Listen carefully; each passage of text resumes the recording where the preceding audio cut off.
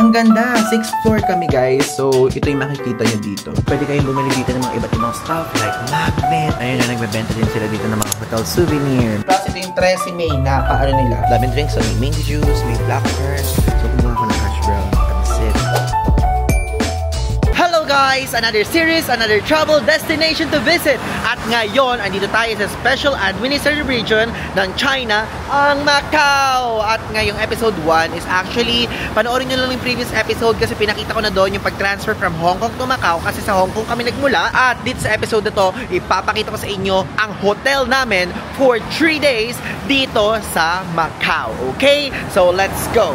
Ang napili naming hotel is ang Holiday Inn Express Macau City Center. Ito yung itsura niya guys, as you can see. Then pagpasok dyan is makikita niyo tong napakagandang lobby nila. Wow, meron agad pa pagkain dito ha. Actually hindi pa kami nakapag-check-in. So press natin yan. Ayun yung lobby. Wow!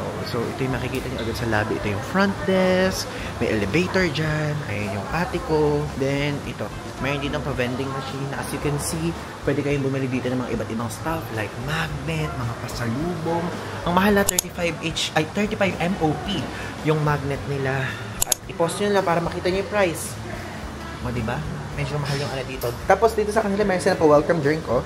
Pwede kayong mamili kung gusto nyo passion fruit oolong tea or bamboo cane, chine o chine, pear tea, okay? Then, pwede kayong manghiram dito ng power bank. Plus, may vending machine din dito. If ever, kung gusto nyo, ayan, nakikita nyo naman yung price. Then, pwede kayong magbayad ng cash or through Macau Pass or coin, ayan. So, $5 yung kanilang ano, I mean, makinis pataka nung kanilang mineral water. Then itong hindi ko alam kung ano to eh. Parang tiba to or chocolate. But kasi ganyan yung kulay. So $12 siya. Tapos ayan, ganyan ang mga color niya. O diba? Chocolate drink, $8. Tapos itong coffee. I mean, HL style with $8 din. Tapos meron silang area dito na public area. So meron diyang mga palibro. Additional guest room supplies for resident guest room. Oh, may pananyan pala sila. So check natin to. Ito, cat fee. So, parang vending machine siya ng mga coffee, if ever. So, ganun yung itsura niya. Then, may free wifi dito, if ever. Tapos, ayun, luggage room. Kung magpapalagak muna kayo ng maleta nyo. Tapos, gusto nyo muna maglibot or maagay dating nyo. Palagak nyo muna dyan. Pwede yan. Tapos, ito, yung CR for PWD and all genders. Ayan, ito yung directory nila. As you can see, dito sa B1 and B2 parking. Tapos dito sa ground floor, lobby, great room, bar, and vending machine. First floor and second floor parking. Third floor is restaurant. Tapos fourth floor to 23rd floor is guest rooms. Diyan tayo. Sana sa mataas tayo na floor ma-assign. Okay, so nag-check-in na tayo ngayon. And hiniram sa amin yung mismong paper na galing din sa mismong Macau terminal plus yung passport. Yun yung hiningi. Hindi hiningi yung reservation. Kasi syempre, trace na lang nila yun. So guys, if ever kapag kapunta kayo na Macau, yung paper na maliit na ibibigay sa inyo, huwag nyong iwawala. Okay? Binigay siya sa amin doon sa immigration mismo. Ayun na, nagbebenta din sila dito ng mga hotel souvenir. May payong, may water bottle, may metal straw, may notepad, and brand's mascot nilang ganyan. Tapos yung laundry token na yan. Okay, ito na tayo. 6th floor tayo na-assign, guys. Okay, ito pala itsura dito. Wow! So wait, saan tayo? Let's go! Maganda din ang ano nila yan, ang hallway nila. Color blue. Ito ang ating room. 0606. Okay, so let's enter. Wow! Okay guys, so ngayon mag-room tour na tayo bago natin simulan lahat ang ating adventure dito sa Macau. So dito sa simula, syempre makikita niyo yung door, very simple. Then dito naman meron ditong keycard. Then dito sa gilid, makikita niyo dito yung switch ng ilaw ng mismong toilet plus yung switch nito. Ayan, switch nitong ilaw na nandito sa mismong door. Plus, dito sa side na to, merong mini cabinet na maliit-liit lang na meron diyang safety deposit box sa baba, may hanger, merong pa slippers sa baba, tapos merong pa laundry bag, okay? So, dito sa side naman na to, makikita nyo meron itong complimentary na mineral water na dalawa. Pwede yung i-replenish everyday. Merong coffee, may tea, and merong electric kettle, and mga mug dyan, okay? So, ito, yung mismong, what do you call this? Refrigerator. Ay, yung itsura, malamig na siya, guys. Okay? So, sa kabila naman yan, syempre, ang opposite nito, makikita nyo. So, ayan yung toilet area. Ayan, as you can see, half body yan. Half body mirror. Then, meron dyang dalawang ilaw. Plus, ito, dito sa side na to, merong blower, may hair dryer, tapos yung mga toiletries. So, ayan yung toiletries nila, guys. Napakadami. And actually, ito, kinuha namin itong extra dun sa ibaba. Pwede kasi kumuha kung gusto nyo. Plus, ito yung Tresemme na paano nila, na pa hand wash. Okay? So, mabango ba? Amoy nga natin. Ay, mabango guys, mabango. Parang ano siya, menthol yung amoy niya. Then, dito sa side na to, makikita nyo is meron dito parang, ano to, pa-telephone. Tapos ito meron dyan pa-tissue. Then, ayan yung kanilang toilet bowl. Plus, ito yung mga towel, okay? Dito naman sa side na to, makikita nyo dito yung mismong shower area. Lagi naman ganyan, di ba? Meron divider na ganyan. Tapos, ito yung pinaka-shower room. Then, ayan yung mismong shower, tapos meron ditong pa-shampoo, pa-conditioner, and pa-body wash sila. And ito, makikita nyo, ano tawag dito? Sa ano na to? Sa ganitong uri na salamin. Ano siya, yung hindi nakikita? Frosted? Ganun ba? So, ayan, and makikita nyo dyan yung kung may sunlight sa labas, kung nakabukas yung ilaw, makikita nyo dyan. At syempre, kung mayroong mga ganyan, pakikita ko na din sa inyo ang bed. Ayan, yung bed. Tignan nyo naman, napakalaki. And actually, yung binook namin ng ate ko is pwedeng isang bed at pwedeng dalawang single bed. Pero kami nirequest namin dalawang single bed kasi parang for me, mas makakilos kaming mabuti. At the same time, yung division of space, maganda yung space, okay? So, dito sa bed na to, meron dalawang tig-isang pillow. I mean, dalawang pillow each, tapos meron dyang paduvet. Then, dito sa gitna, is meron dito, di ba? Tawag ko dyan side table. Ito middle table to guys, kasi nasa gitna. Sa baba nun, is meron dong flashlight. Ayan, as you can see yung flashlight. Plus, dito is yung mismong light. Then, ayan yung mga saksakan. Alam nyo, natutuwa ako dito sa Macau kasi hindi na kailangan ng adapter. Pwede nang isaksak dyan yung mga phone natin, mga charger, at kung ano pa man yan, okay? So, dito naman sa side na to is meron ditong switch.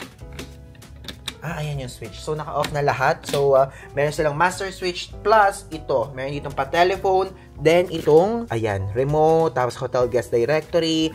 Tapos, kung gusto nyo magpalinis, okay, pwede nyo ilagay. Then, sa side naman na to, as you can see, meron tayo dyang bintana. At, syempre, sa tabi muna tayo ng bintana, makikita nyo dito yung work area. Alam nyo, ito laging hinahanap ko kapag meron akong chine-check-in na hotel. Kasi gusto ko, aside from maluwang siya, aside from maganda yung CR, aside from maganda yung interior design, isa yun sa pinipili natin. Gusto ko may work area kasi ako po, tuwing gabi, nagla-laptop ako, nagsasalin ako ng files, ganyan, meron ako mga ine-edit na videos.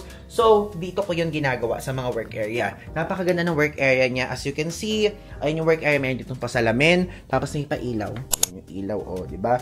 Tapos may pa-tissue dyan. Plus, ayan, as you can see din dito, meron ditong 1, 2, 3, 4, 5, 6, 7, 8 in total, mix of iba't ibang uri ng socket, okay? Then, sa baba nyo, may trash bin and syempre, may upuan. Plus, dito sa side na to, meron ditong luggage rack kung saan dyan yung ipapatong yung luggage nyo. And dito sa side na to, meron pang pasalamin at TV. And, makikita nyo to, tignan nyo, alam nyo natuwa ako sa part na to. Tignan nyo, pinive ko yung aircon. Grabe, ito yung pinakamababang temperature na nakita ko sa isang air condition unit, okay? So, malamig naman siya, guys. Kaya nga lang, kabubukas nga lang. So, parang hindi pa ganun yung binibigay niyang lamig. Then, magpunta na tayo dito ngayon sa kanilang view sa labas ng window. So, ito yung itsura ng window namin dito. Ang ganda. Like, literal. Tignan nyo, oh. Diba? Ang ganda. 6th floor kami, guys. So, ito yung makikita nyo dito. Ayan. Ganyan talaga yung mga building dito sa Macau. Baka iniisip nyo kasi ang mga building parang Grand Lisboa lahat ganong level. Hindi po ganun. So, maganda to. And actually, i-explore ko pa yung mga iba't ibang type ng mga services nila dito, kung ano ang magiging experience ko, ganyan. Tapos, ibibida ko sa inyo sa mga susunod na video. Pero, bago ko muna to i-cut at mag-proceed tayo sa mga susunod na clip, gusto ko muna sabihin sa inyo na ito po ay no smoking hotel room. Okay? I mean, hindi pwedeng mag-smoke dito. Bawal mag-smoke. Kasi kapag nag-smoke kayo, is magbabayad kayo ng 2,000 MOP. So, ito yung halaga niya in peso. Nakalagay na dyan sa screen. Kaya iwasan nyo mag-smoke. Yung wifi nila, itatry ko mamaya. And tomorrow, meron tayong free breakfast buffet. And yes, you heard it right, free. Dahil hindi naman ako nag-book dito na merong breakfast. Pero, meron tayong free breakfast. Nagulat ako may free breakfast. Pero, guys, alam nyo, ang pagpunta dito ay hindi siya ganun kadalian kapag meron kayong daladalang mga maleta tulad ko. Kasi yung mga pupuntahan nyo dito, yung mga lalakaran nyo, kahirap iangat ng mga maleta pagka mabibigat, ganung level. Kasi yung may mga side na parang walang yung flat na yung, di ba, mag-i-step na ganun. So, medyo mahirap yung part lang na yun. Pero okay siya. Madaling puntahan, mahirap lang puntahan kung meron kayong malaking maleta like me. Okay? So, abangan nyo lang ang mga susunod ko pang clips. And again, ngayon ko palang sasabihin sa inyo again to, kung ibubook nyo to po, ay ang link ko ay nasa ibaba. Again, you can use my code PaulIvan 5 off para magkaroon kayo ng, kung lagi nyo nunod, alam yan, extra 5% off discount sa lahat ng avail nyo sa Klook, Mapa Hotels, and activities. Okay? So, see you na lang sa mga susunod na clip dahil i-explore na namin ang Macau. Good morning, guys! Today is another day dito sa Macau, another day dito sa Holiday Inn Express. At ngayon, kakain po tayo ng breakfast dito sa hotel na to for the first time. And check natin kung ano ang food nila, kung masarap ba ang food, kung pwede ba sa lahat, o kung Chinese food lang, kung Western food, kung Filipino food, na for sure hindi naman ganon. So ngayon, let's go. At wait lang, papakita ko lang muna sa inyo ang view ng aking window. Tingnan nyo naman. Napakaganda. Diyos ko Lord. Alam niyo actually, kahit ganon yung side doon, nagagandahan pa rin ako. Napakasimple lang, pero alam mo yun, it's giving. Okay, let's go! Okay, so we're here sa 3rd floor. So, dito tingnan nyo, nakalagay dito yung breakfast traffic nila. Kapag 7 a.m. to 7:30 a.m., quiet daw, steady daw, 7:30 to 8:30 a.m. Tapos busy daw yung 8:30 to 10 a.m. So, nagpunta tayo ngayon ng 8:30. Hello, 606. Wow, ito yung itsura dito. C4 tayo daw. Sige, doon na lang ako. Wait, papakita ko na muna sa inyo yung mismo buffet area. Wow, daming drinks. So, may mango juice, may blackcurrant water, may lemon ice water, may black tea, may hot water, may hot milk, may coffee. Dito, ayan, as you can see, may yogurt. Tapos, ayan, beans ba to, guys? Ayan, oh, may sausage, may beans, may hash brown, then may vegetables. Ito ang daming upuang option. Then, dito sa side na to, ayan, may pa siopaw, may pa rice, may pa pancit, at may pa egg. Dito sa side na to, mga bread, may fruits. Then, ito, ang congee. Congee, guys. Lugaw. May cereal. Okay, guys. So, ngayon, ito na yung breakfast na kinuha ko. So, kumuha ko ng hash brown, pancit, parang hotdog or sausage nila, rice, then cereal nila. Ito yung cereal nila, First time ko titikman to, yung parang pahaba. Hindi ko crunch yung cereal dito ngayon. Lasa siyang chocolate, pero medyo matabang.